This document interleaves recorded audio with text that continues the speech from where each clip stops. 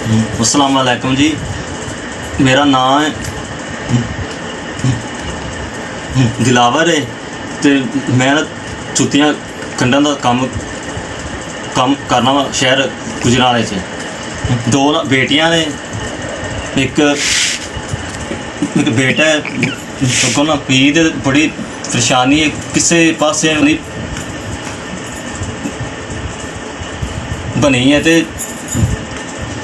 मेरे बच्चों से कल च कपड़ा अपना कोई ना पान वास्ते ना ना पैरी कोई ना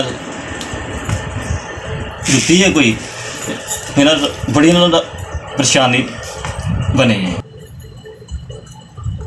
बहुत ही परेशान, मेहरबानी मदद करे, बड़ी मेहरबानी ਤੁਹਾਡੀ ना। अस्सलाम वालेकुम जी। 4000 रुपया मिल गया है। अल्लाह ताला ਤੁਹਾਡਾ कबूल करे। रमज़ान के महीने दे